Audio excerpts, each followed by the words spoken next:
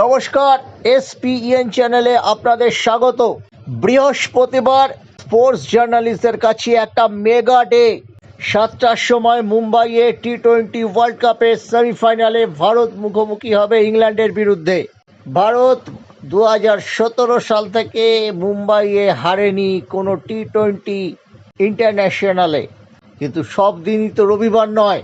যেভাবে নিউজিল্যান্ড হিসাব ওলটপালট করে দিয়েছে, তাতে কিন্তু ইংল্যান্ডের দিকেও আমাদের নজর থাকবে, কিন্তু তার চেয়েও বেশি নজর থাকবে কলকাতা যুব ভারতীতে।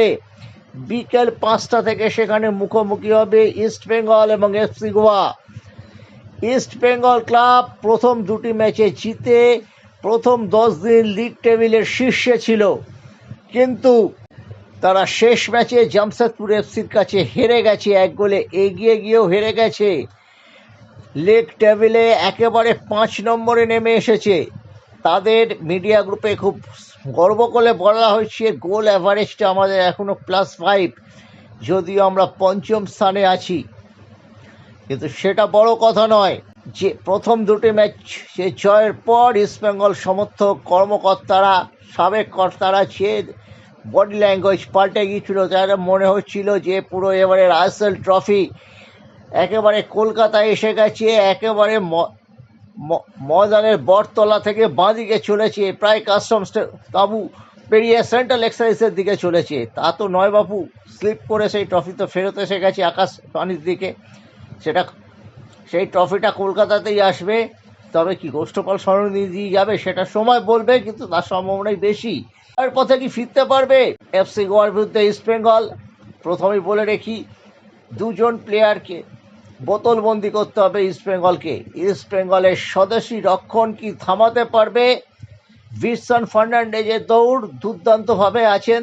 ইস্টবেঙ্গলের সাইড ব্যাকে প্রবলেম আছে, সে জয় গুপ্তা খেলুন বা রাকিব খেলুন বা প্রভাত লাকড়া খেলুন, ইস্টবেঙ্গলের সাইড ব্যাক কিংবা নুঙ্গা খেলুক, তিনি অবশ্য এখন সিবলে নেই বলে স্টপারে খেলছেন আনোয়ার আলীর সঙ্গে। আনোয়ার আলী নিশ্চয়ই চমৎকার খেলছেন, কিন্তু আনোয়ার আলী একা কী করবেন? যদি খুবই ডেঞ্জারাস স্ট্রাইকার এই সার্বিয়ান ছেলেটি, এই ডেজান 3টি গোল করেছেন ইতিমধ্যেই, নজর কেড়েছেন। ইউসুফ 4টি গোল করে এগিয়ে আছেন, সে কথা বারবার মনে করিয়ে দিচ্ছেন ইস্টবেঙ্গলের মিডিয়া গ্রুপ, কিন্তু এই ছেলেটির দিকে নজর থাকবে। এবং সাইড ব্যাকের দুর্বলতা তো রয়েছে। এটা রিভেঞ্জ নেওয়ার ম্যাচ, প্রতিশোধ নেওয়ার ম্যাচ, যাই বলুন না কেন, কারণ এএফসি গোয়া 6-5 গোলে হারিয়ে দিয়েছিল 7ই ডিসেম্বর সুপার কাপের ফাইনালে। ম্যাচটা ছিল গোয়াতে। ইস্টবেঙ্গল ঘরের মাঠে খেলছে, এখানে 3টি পয়েন্ট তাদের দরকার। জয়ের চেনা রাস্তায় ফেরাটা খুব জরুরি, কিন্তু তারা কি পারবেন? সমস্যা রয়েছে রক্ষণে, সিবলের না থাকাটা বড় ফ্যাক্টর। এবার সিবলের যে অভাবটা প্রথম দুটো ম্যাচে বোঝা যায়নি, কারণ কোয়ালিটি প্লেয়ারের অভাব ছিল প্রথম দিকে। এফসি গোয়া বলুন বা ভেঙে যাওয়া নর্থ ইস্ট বলুন, তারা আবার নতুন করে দলটাকে সাজাচ্ছে। পেড্রো সেইটা সুযোগ পাননি দলের নতুন দলটাকে সেট আপ করা। তাদের 2টো বিদেশি প্লেয়ার চলে গিয়েছিল। এখানেও কিন্তু যে খুব একটা বিদেশি প্লেয়ারের জুজু আছে তা নয়। ওই রক্ষণে আছে পল, তার সঙ্গে জুটি বাঁধবেন সন্দেশ জিঙ্গান এখনও এফসি গোয়াতে খেলে যাচ্ছেন, এটা খুব ভালো লক্ষণ নয়। 70 মিনিট 75 মিনিট পর তিনিও ক্লান্ত হয়ে পড়বেন। এই জায়গাটায় মানালোর মতো কোচ কি করেন দেখা যাক। আকাশ সাঙ্গওয়ান আছেন তাদের সাইড ব্যাক, নিশ্চয়ই বিপিন সিং দুর্দান্ত ফর্মে আছেন। নওরাম মাহেশও অনেকটা ফিট হয়ে যাচ্ছেন, কিন্তু মনে রাখতে হবে ইস্টবেঙ্গলের এডমন্ড, মহেশ সিং, এদের দৌড়টা থামাতে হবে। এই দৌড়টা এই আকাশ সাঙ্গওয়ান তার সঙ্গে বরিশ সিং এরা থামাতে পারেন কিনা সেটা আমাদের দেখতে হবে। মাঝ মাঠে খেলবেন আয়ুষ দেব, ইনিও কিন্তু উঠতি প্লেয়ার, বিশ্বনের মতোই উঠতি প্লেয়ার। 2টো উইং কিন্তু ভালো আছেন, অভিজ্ঞ উদান্তা সিং আছেন একদিকে, বিশ্বনের সঙ্গী, এবং সামনে নেমিল ছেলেটি তো যথেষ্ট ভালো খেলছেন, জুনিয়র ইন্ডিয়া খেলেছেন। এছাড়া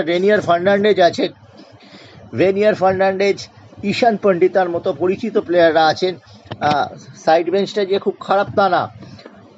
সল ক্রেসপো, বাসিম রশিদ এবং মিগুয়েল 2টি গোল করেছেন।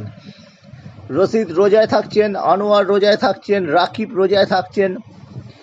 এদের একটি হাফেই তো ব্যবহার করা উচিত, কিন্তু রাকিব যে একটি হাফে ব্যবহার করলে জয় গুপ্তা যে ফর্মে আছেন, আগের ম্যাচে যেভাবে তার দিক থেকে আক্রমণ হয়েছে, এবং আমি কোচকে জিজ্ঞেস করেছিলাম, কোচও সেটা মেনে নিয়েছেন, জয় গুপ্তার ফর্ম চিন্তায় রাখবে ইস্টবেঙ্গলকে। তিনি খুব ভালো যাচ্ছেন অ্যাটাকে, কিন্তু ফিরতে পারছেন না। অনেকটা এই সুভাশিস বোসের যে রোগটা ছিল 2 মরশুম আগে, সেই রোগটাই জয় গুপ্তার মতো যেন সংক্রামিত হয়েছেন। ওদের কিন্তু ইয়াসির মানে খুব সুপার সাব হয়ে যেতে পারেন। ইয়াসিরকে একটা ব্যবহার করছেন উদন্তাকে তুলে নিয়ে। মাঝমাঠে ট্র্যাভরও আছেন। জামশেদপুর কিন্তু বুঝিয়ে দিয়েছে একটা জিনিস, মিগুয়েলকে ধরে নিতে হবে, ডবল কভারিংয়ে রাখতে হবে। জামশেদপুরের সুবিধা, জামশেদপুরের মাঝমাঠে বিদেশি আছে ছিল, এখানে কিন্তু বিদেশি নেই। এটা ইস্টবেঙ্গলের অ্যাডভান্টেজ। ওদের একটা স্ট্রাইকার আছে, একটা স্টপার আছে, কিন্তু মাঝমাঠে বিদেশি নেই। ইস্টবেঙ্গলের বিদেশ মাঝমাঠটা আবার সোনা দিয়ে বাঁধানো, তাই জন্য ম্যাচটা জেতা উচিত ইস্টবেঙ্গলের। ইস্টবেঙ্গল যদি এখানে জিততে না পারে, এফসি গোয়াকে ঘরের মাঠে হারাতে না পারে, নিজের পক্ষে তারা যদি ড্র করে, অন্য দিন হলে, অন্য সময় হলে, তারা যদি এই জামশেদপুর ম্যাচটা না হারতো, এফসি গোয়া বা জামশেদপুরের সঙ্গে ড্র হয়েছে তারাও মেনে নেওয়া যেত। কিন্তু জামশেদপুরের কাছে হারের পর তাদের বাউন্স ব্যাক করতে গেলে এই ম্যাচটা জিততেই হবে। এই জন্যই, এবং সেখানে ভিনসন ফার্নান্ডেজকে ধরতে হবে একটা ফ্যাক্টর, এবং যারা সব রোজা করে আছেন, এত রোজার প্লেয়ার কেন নেয় সেটা তো বুঝতে হবে, কারণ এই সময় যখন রোজা চলে তখনই তো গুরুত্বপূর্ণ ম্যাচগুলো হবে, এটা তো সকলেই জানেন। ভাগ্যিস ইস্টবেঙ্গল এই রোজার জন্য ইন্ডিয়ান সুপার লিগ স্থগিত হয়ে যাক এরম দাবি তোলেনি। সব দেশেই হচ্ছে, চ্যাম্পিয়ন্স লিগ হচ্ছে, সেখানেও প্রচুর মানুষ ফাস্টিংয়ে থাকেন।